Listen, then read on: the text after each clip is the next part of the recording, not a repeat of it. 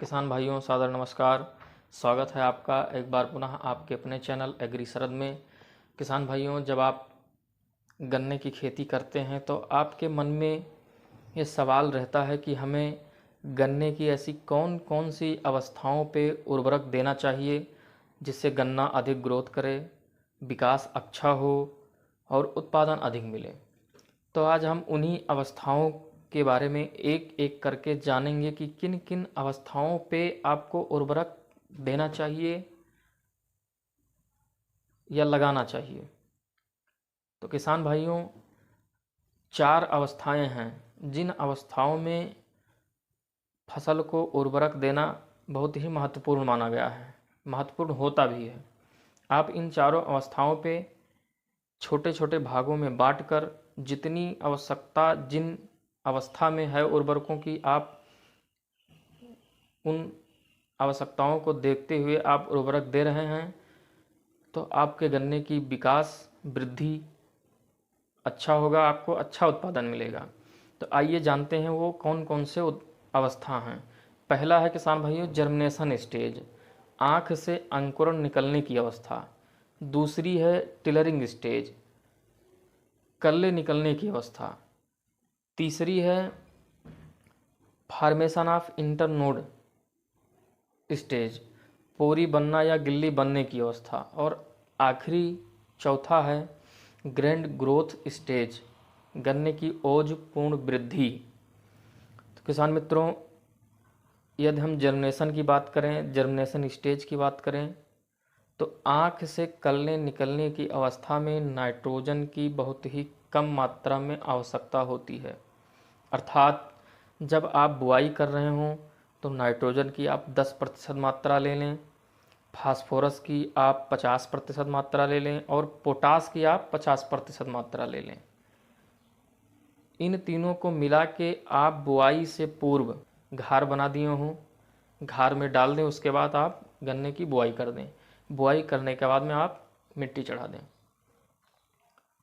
Nitrogen सहायता करेगा कल्ले निकलने में, पोटास और फास्फोरस ये जड़ों के विकास और कल्लों की ओज पूर्ण वृद्धि में सहायता करेगा।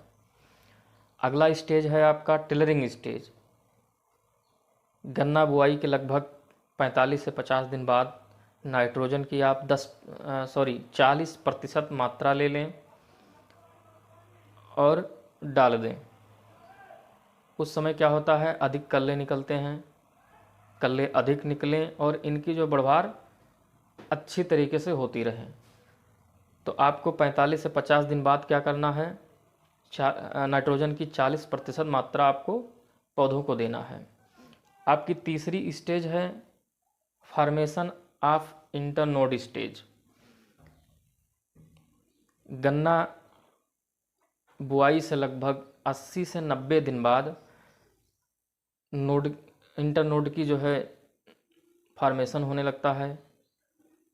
तो उस समय आप क्या करें, 10% नाइट्रोजन की मात्रा आप गन्ने को दे दें, जिससे जो है इंटरनोड की वृद्धि सुचारू रूप से हो। चौथा स्टेज है आपका grand growth stage. Grand growth stage में आपको क्या करना है, या गन्ने की ओज पूर्ण वृद्धि अवस्था पे आपको क्या करना है, ये अवस्था आती है लगभग गन्ना बुआई से 120 दिन बाद। उस समय आप नाइट्रोजन की बची हुई 40% मात्रा, फास्फोरस की बची हुई 50% मात्रा, पोटास की बची हुई 50% मात्रा, आप इन तीनों को मिला लें और मिट्टी चढ़ाई से पहले आप पौधों को दे दें। उसके बाद आप मिट्टी चढ़ा दें। उस समय क्या होता है कि गन्ने की ओज पूर्ण वृद्धि की अवस्था होती है। उस समय गन्ने को अधिक मात्रा में पोषक तत्वों की आवश्यकता होती है। इसलिए जो है मिट्टी जब आप चढ़ा देंगे डालने के बाद में, तो वो धीरे धीरे पोषक तत्वों को जो आप नाइट्रोजन फास्फोरस पोटास दिए हैं उनको धीरे धीरे अवशोषित करता रहेगा। किसान भाइयों, आपको बता दें, बुआई से लेकर 4 से 5 महीने तक ही आप नाइट्रोजन की हो या फास्फोरस की हो या पोटास की हो, पूरी मात्रा आप दे दें। उसके बाद हो सके तो आप स्प्रे पे निर्भर रहें।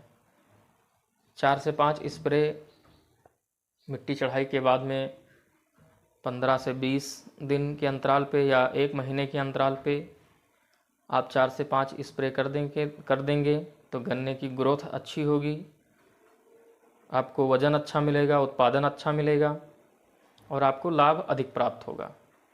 तो किसान भाइयों, आप यदि उर्वरक दे रहे हैं तो इन भागों में बांटकर आप दें, उचित मात्रा में, ना ही आप इससे कम डालें जो परसेंटेज मैंने बताया है, ना ही आप इससे अधिक डालें, और समय पे उर्वरक दें। जब पौधों को आवश्यकता हो तब दें। कभी कभी क्या होता है, पौधों को आवश्यकता रहती है और आप बाद में देते हैं, तो ऐसी गलती आप कभी ना करें। तो आप 4 स्टेज याद रखें: germination stage, tillering stage, formation stage और ग्रैंड ग्रोथ स्टेज। चारों स्टेज आप ध्यान रखें। किसान भाइयों, यदि आप ये चारों स्टेज ध्यान में रखते हुए उर्वरक का उपयोग करते हैं तो आपको अधिक से अधिक लाभ प्राप्त होगा। किसान भाइयों, अगली वीडियो में हम फिर मिलते हैं एक नई जानकारी के साथ। तब तक के लिए जय हिंद, जय भारत, जय जवान, जय किसान।